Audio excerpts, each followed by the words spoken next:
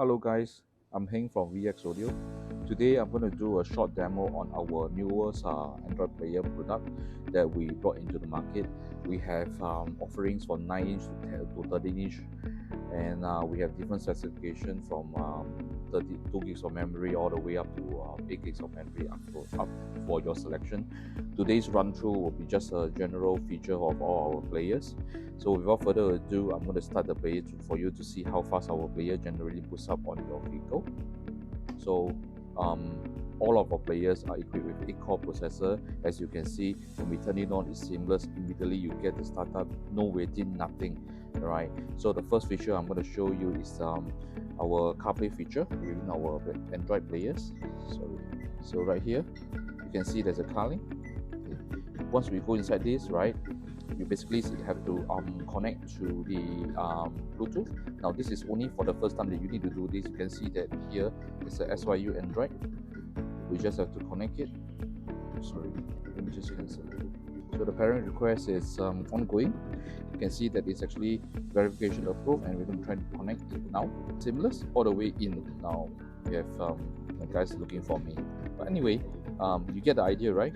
So we play music, it is all coming from this phone itself, right? So if you go to navigation, right, you can actually enter, you can search for your recent search address, which is all located here, or you can actually do it on your phone. That means to say, if you go for Google Maps, right, maps, okay, if you go for Google Maps, you can actually type in your maps here and go to whichever you want. For example, if I want to go to Selangor, okay, and if I for some reason I start it right now here, right, let me just start it. Okay, you can see that the Google Map is actually updated to your phone, and then you can just continue to drive from here. This is one of the cool features about CarPlay. You do not need to key in the address here. It will be more or less similar for Android Auto also. Now let me just stop the music for now so you can hear me better. So there are a couple of features that you can do with this also. If you like CarPlay to start every time with your vehicle, you can do so. There's a setting inside also. Let me just show you this portion. Before that, I need to exit the CarPlay. How do you exit CarPlay? Go to settings. Okay, go to settings. Okay, we'll turn off Bluetooth, and at the same time I'm going to turn off Wi-Fi. This is just to simulate that you actually left the vehicle and it is back to where it is now. So under settings, right, you can see there are a couple of options from low, standard to high. This is the frame rate. That means how fast the screen will refresh during the CarPlay connectivity. Automatic connection, that means to say if you always start your vehicle, you want to see the CarPlay turning on, this is one feature you might want to look at. Okay, now CarPlay is extremely useful when you are traveling overseas, in times where you can actually subscribe roaming SIM onto your mobile phone and have the maps running, right? Before that, without CarPlay, you have to get another router and connect to their SIM card and do a lot of configuration just to get this working. So this is for the CarPlay portion. We talk about the player itself. Okay, the player itself supports 4G connectivity to the player. So if you put in the SIM card onto the player, you can run apps natively from this player, right? Okay, so of course this is a 2 plus 32 gig player. The number of apps you can run concurrently will be limited, but the speed of the apps, right, will be as fast as a 8 plus 128, because the processor is more or less the same. It's an 8-core processor. So you could actually have your own apps. If you go to Play Store, right, you see that it is asking you to sign in, and one thing is that once you sign in, then you can download your apps. But one thing you have to take note is that during CarPlay connectivity, right, the player itself will naturally disconnect the Wi-Fi and open a hotspot for your phone to connect to.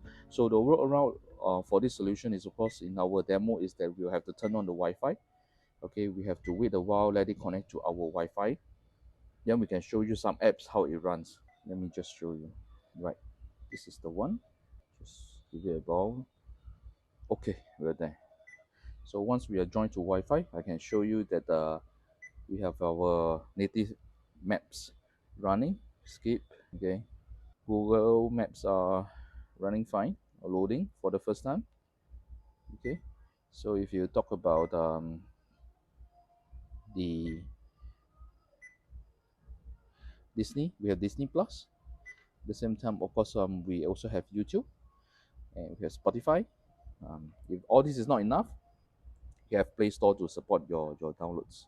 Okay, all the apps within the player is upgradable through updates. You can see that the plays are all listed here. We could actually update the apps. So now, if you go to, we're going to talk about car settings about this player, right?